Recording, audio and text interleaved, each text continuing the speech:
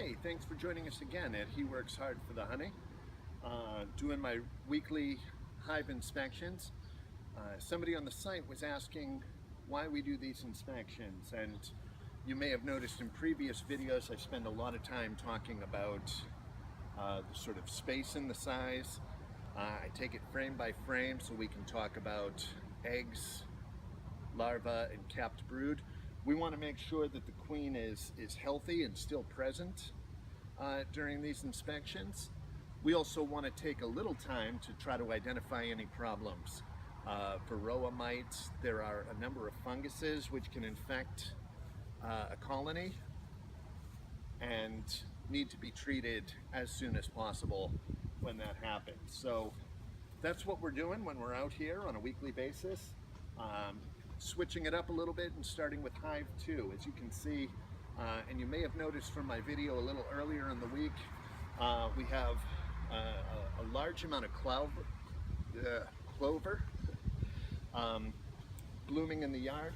We've also got the neighbor's lilac bushes blooming just above, which is the hives are just exploding out to take advantage of that. Here on Hive 2, we actually are fortunate enough, we're going to start up top with the honey super, which these guys were active enough, productive enough, that about 2 weeks ago I put a honey super on there.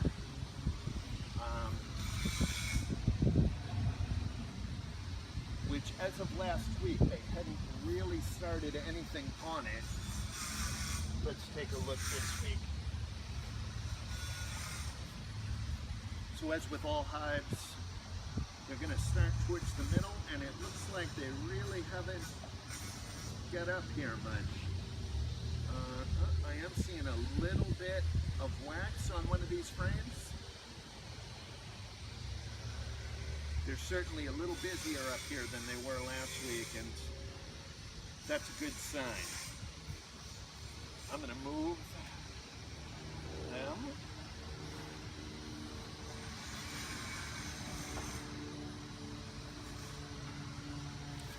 So now we're looking again at the queen excluder. This is a little portion that the queen can't fit through.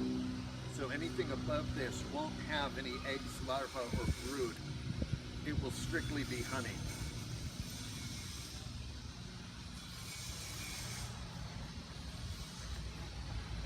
And once again, we're going to be looking at how much room is up here, how much honey we have, how much eggs, larvae, and brood. And I'm going to work my way in.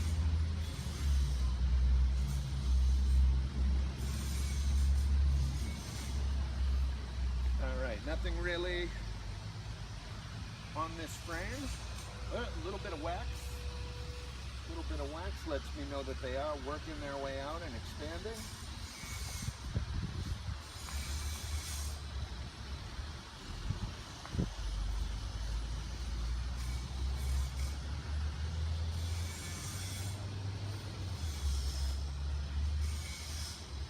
Largely the same thing over here. We have a sheet of wax on one side.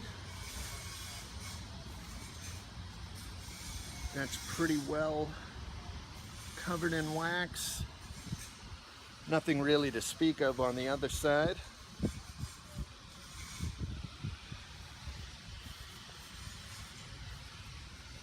But I can already see that the next frame is overflowing at the top with honey and nectar. I am looking forward to showing you guys this.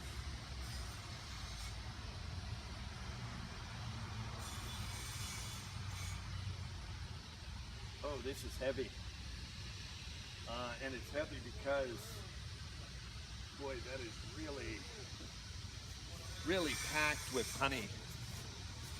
You can see up top there that golden color above the larva and the brood cells. Oh yeah, this has got some weight to it. And what they tend to do is they lay the brood and the larvae and eggs towards the lower center of the frame, and then surround it with nectar, which is their carbohydrate nutrition, which they can immediately bring to the emerging bees. They actually, a lot of these are going to be nurse bees that go and actually feed the larva about every 15 minutes. So they have a carbohydrate source nearby to do that. Oh wow, we got a lot of capped honey here, which is again why this frame is really a handful. So everything up here with that whitish color is capped honey, ready to go. So if this were in that first frame that I pulled off, we'd be able to take that frame out, uncap it, and harvest. But we'll get to that point.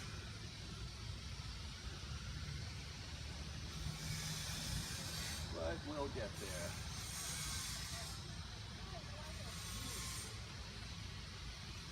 As I think I've mentioned in other videos, my queen in this colony isn't marked. In Hive 1, she's got a yellow sort of almost circle of paint or a marker spot on her back, which makes her very easy to recognize. In this hive, it's a little more difficult, so I'm always trying to keep my eye out for her.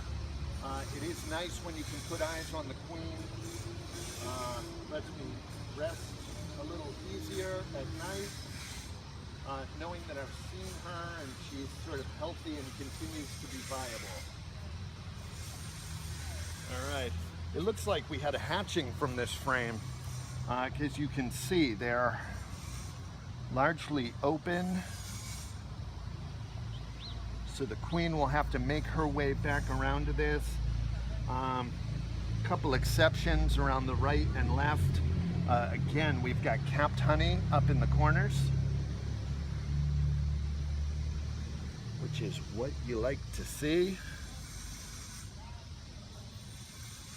And I said the queen had to come back around, and it looks like she's already got this side. I'm wondering if she may be on here. All right, so we've just realized, and I don't know how close I can get in, but we've got a, thank you, that's my lovely assistant, pointing out that we have a bee sort of chewing through and being born. So, welcome to the hive, little lady. Huzzah! Huzzah! Our population is booming.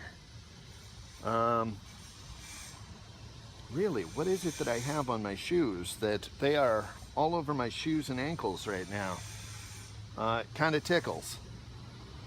As I said before, this is a pretty good frame of brood, which I imagine if one of them is coming out, that they should be hatching fairly soon.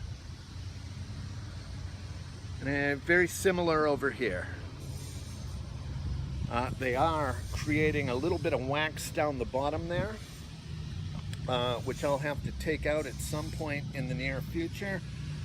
Generally, if they're going to make a supersedure cell or a new queen cell, they have to be larger than the standard hexagons. They'll actually build them off the bottom of the frame. So I got to keep my eye out that everything's going nicely, and get rid of those so that they don't do that.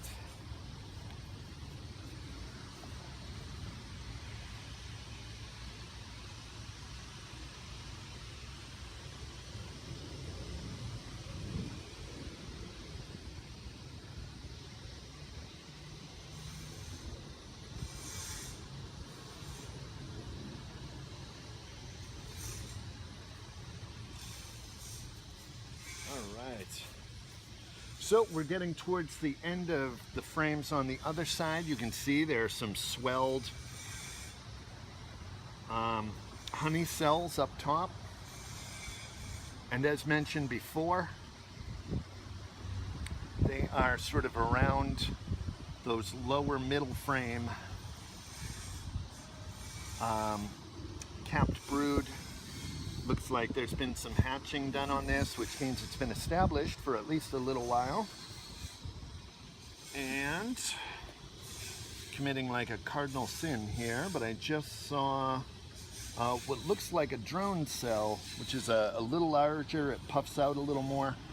And I've been sort of keeping my eyes open, and I'm sure that I'll see them in hive number 1.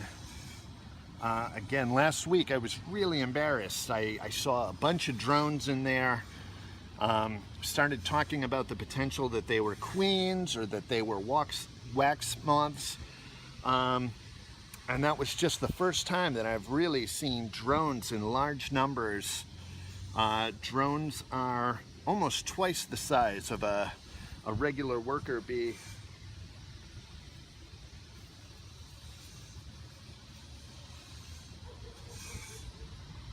And we may see more of those towards the bottom. Now, drones are the males. And really, this may be a good time, just with all the flowering plants, just to show you when they do. I fill this with wax. They usually towards the outsides, that's where they leave their pollen. And you can see a couple of spots of it, even though they haven't created cells here. And again on this side, that they're bringing the pollen in.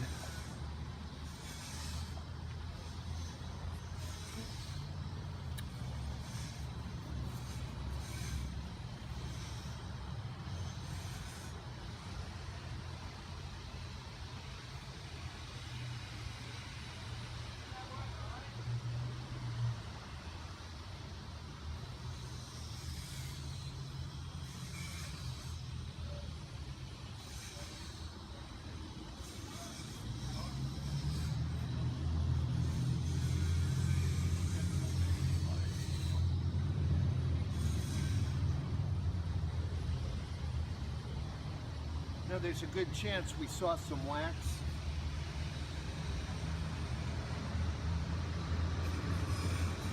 On the bottom of some of these frames, that they're connecting those to the frames below them, which is not bad, but not ideal. I'm going to put these guys to the side.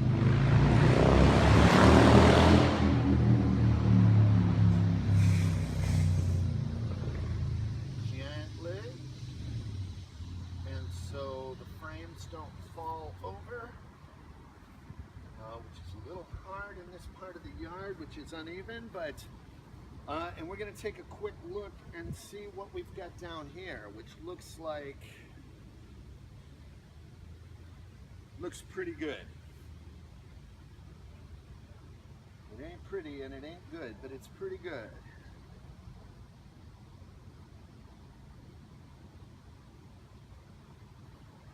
I have a feeling the frames down here are just going to be, in general, heavier.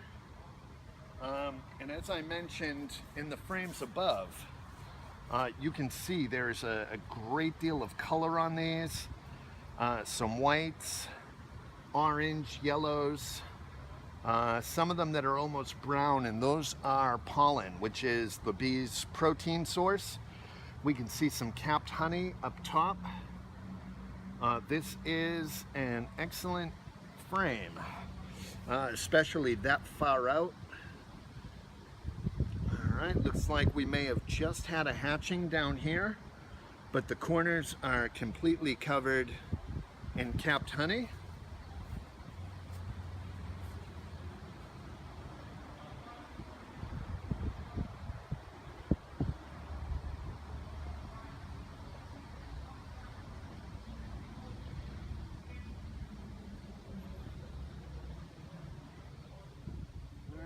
Look out, guys.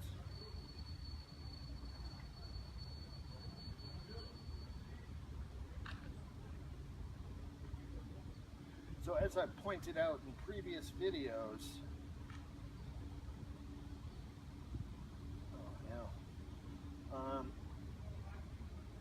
the older frames that kind of came with the nucleus have a darker color wax to them that just shows that they're older. So we just showed you a bee being born sort of out of its cell. What it does is they cap it over as a larva. It starts to pupate. And when it's ready, it evacuates its bowels and then chews its way out. So that darker color is because the nurse bees show hygienic behavior. They go in there and clean it. They actually polish it, but can't get everything out. So we've got some capped brood in here. I can see some larvae, which you may be able to see some of those lighter colors down the bottom. They show up a little better with the dark wax. Still a great deal of pollen over on this side. So once again, a great frame.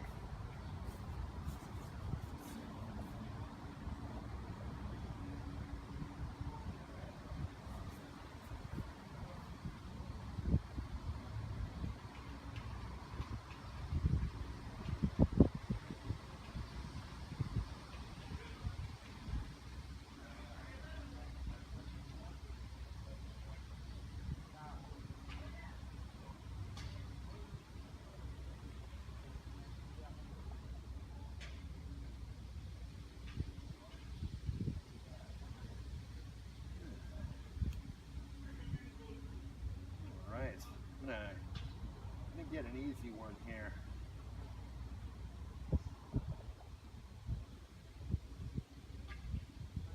Because I can see that they haven't really filled it out, but there is some capped honey and some nectar in the cells.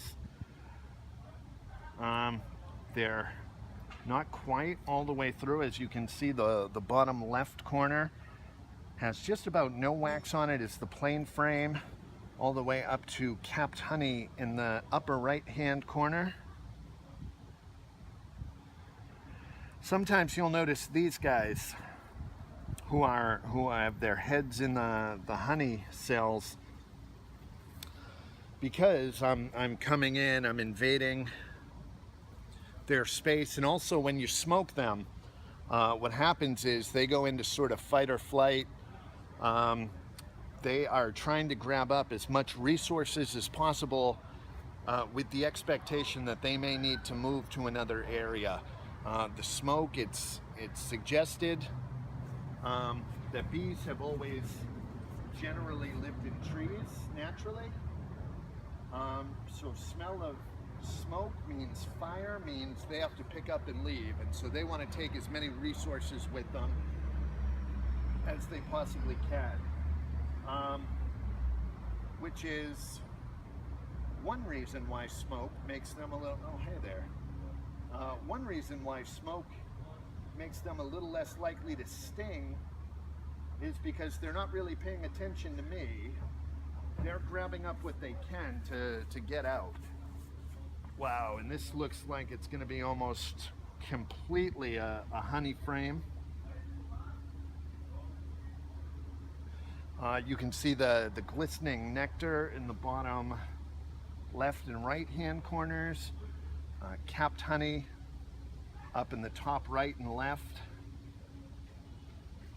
I don't see any eggs. I don't see any brood. Looks like there's nectar completely through, which is great.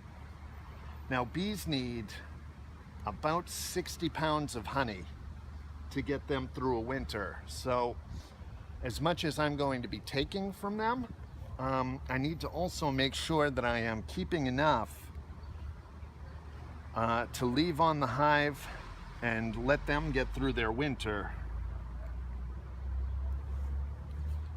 And it looks like on the other side we've got wax, we've got the nectar and the capped honey up top.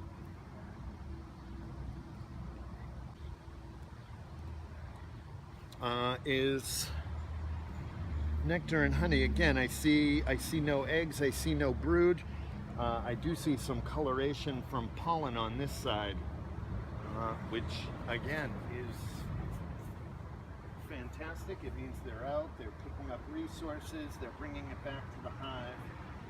I'm going to take a quick look at the next two. I've gotten much better about not crushing bees when I put these back.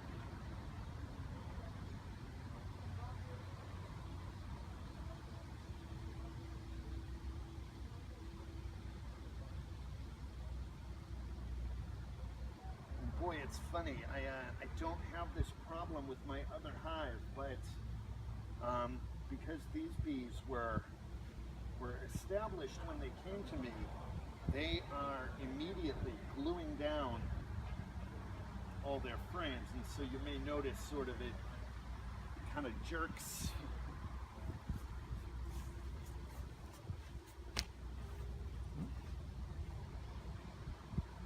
All right, again, there may have been a fairly kind of mass hatching. We've got capped honey and some funky shaped shells. Cells. I may need to look at those. So we do have a drone cell. Oh, no, that is a supersedure cell.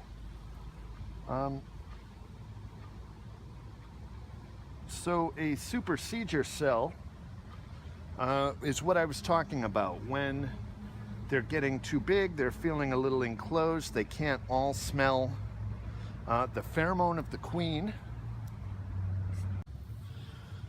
So,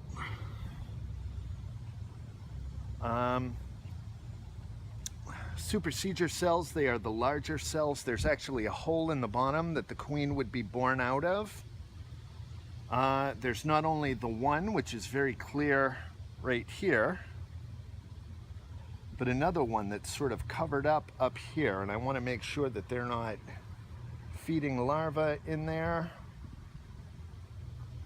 and filling it with queen's jelly, which it doesn't look like they are, but I'm going to have to come back and I'm going to have to scrape those to prevent exactly what I talked about in my last video, which is swarming behavior. When you have multiple queens, that's when half leave with the original queen. I also wanted to point out I had seen a couple of drones on here, and they are, there we go.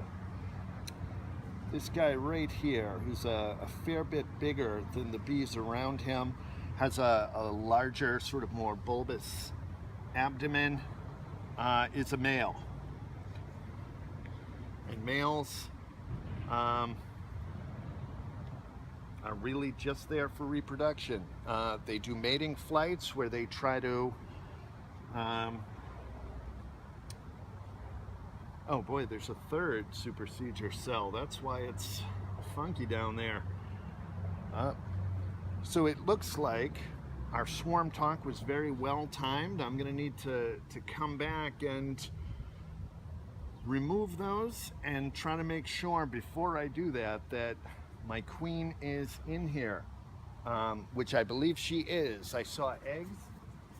Eggs hatch after 3 days. So well in the amount of time that I was in here last, there has been an egg-laying queen.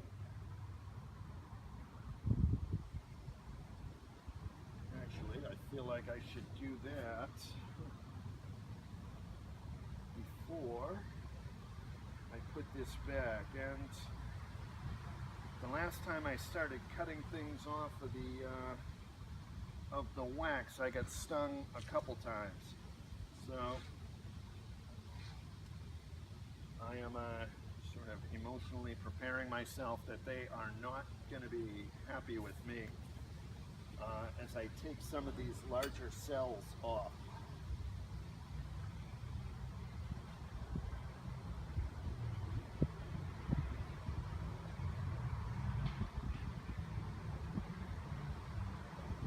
And I feel fortunate there's no brood including these cells that I'm removing.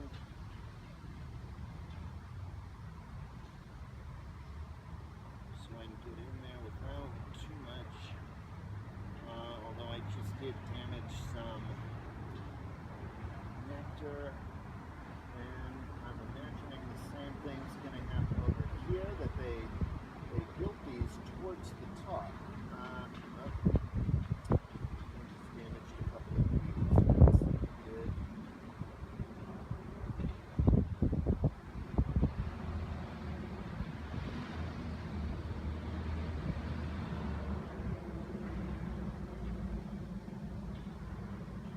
So I am imagining that the bees I just damaged and the honey cells that I'm damaging are gonna alert them a little bit that there is potentially danger.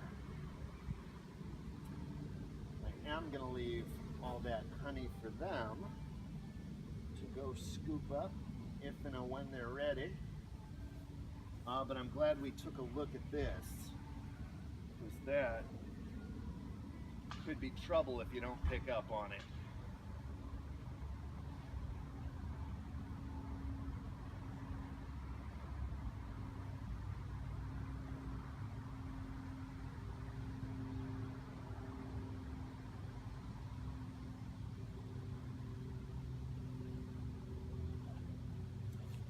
All right, and that's gonna be it. I'm gonna smoke these guys a little bit to get them off the edges, which I had left over here.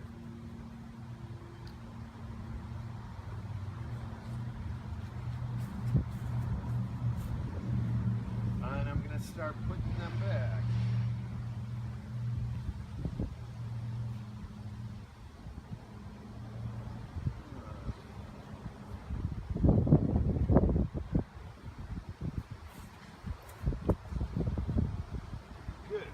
Put our super back on here carefully and drag it across so that we don't crush anybody.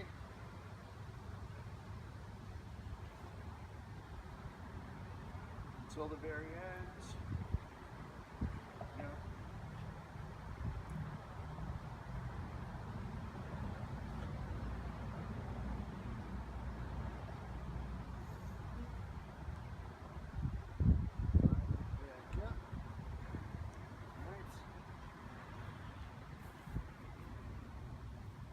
And then we're going to put the queen excluder back on here.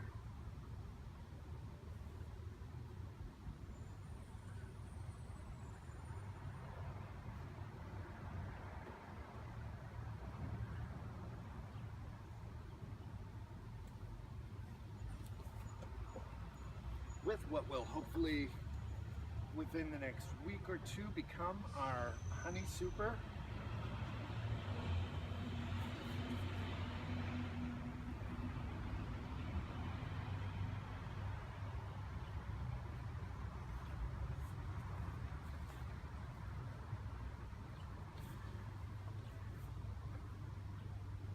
And the internal and external roofs.